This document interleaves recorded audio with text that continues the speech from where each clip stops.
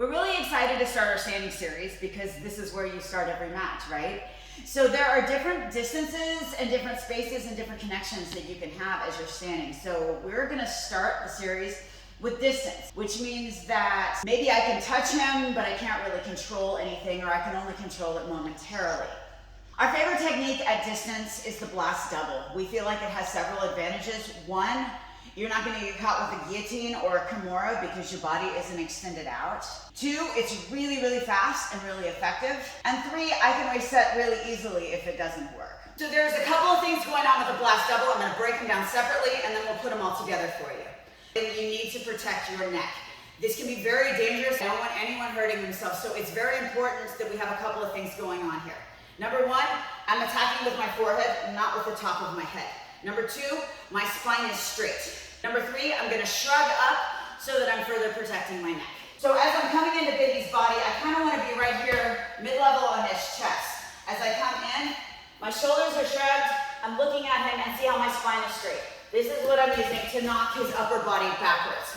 I need to make this move fast and I need to come straight forward. So if I'm standing in this traditional stance here, where my foot is pointed in this direction, I can really get a lot of closure here, but it's going to be very difficult for me to continue to move in a straight line. So what I want to be in this stance specifically, I want my front foot pointed right at him.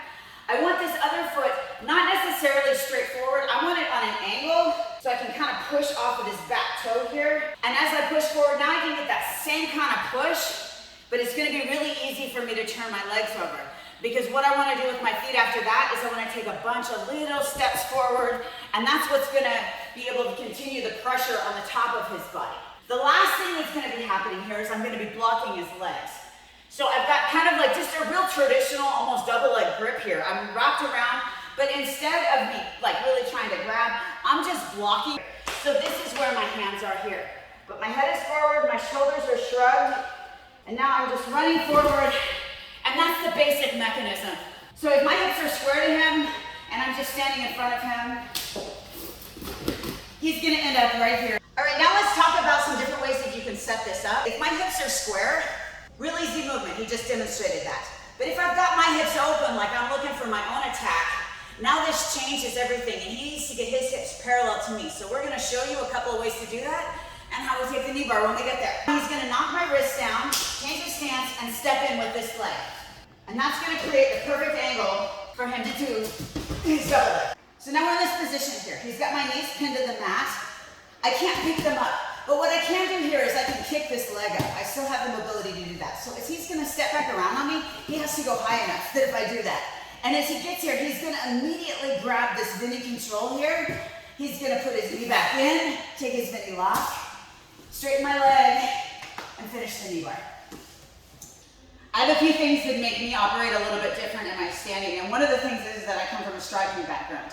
The other thing is that I'm not real explosive. So this is a setup I really like to use for this one. So what I'm gonna do first thing is I'm gonna take a punch.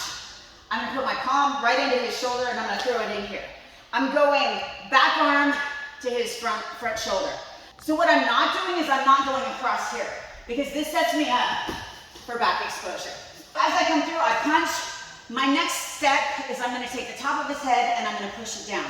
This allows me to get my timing rather than just having to be like really explosive. So as he comes up, I'm gonna follow in, block, move forward, and I kind of give it a little pull there because his momentum is already going back. It makes it really easy for me to knock him over. So I'm gonna control his hip here and I'm gonna block, making sure that he cannot close up his half guard. Now I'm gonna push this leg down and I'm gonna slide over into my side control. Now we've got a video about how we finish this, so I'm gonna run through this really quickly and I will link the video right here.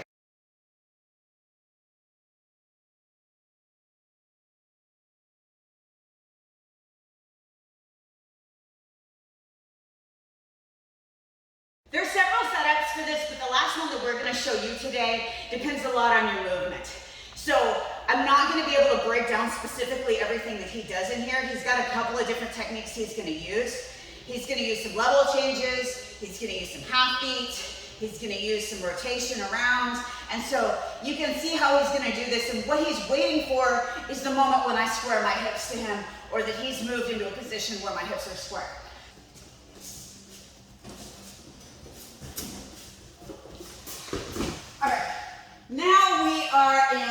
half guard situation here. He's got the knee cut, but he didn't get my hand or my knee blocked. So I've closed up kind of this quarter guard here.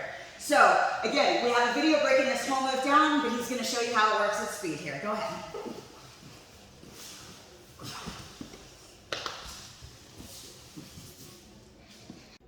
So one thing that we didn't cover today that can happen is when you do this move, you can end up in close guard. It's just a matter of reactions, and if you have a more traditional like wrestling background, your movements may end up putting you in that situation, which really isn't a problem because we have one more video, which is the Sao Paulo pass, linked right here, and you can check out what to do if you end up in the close guard that will still lead you to a knee bar.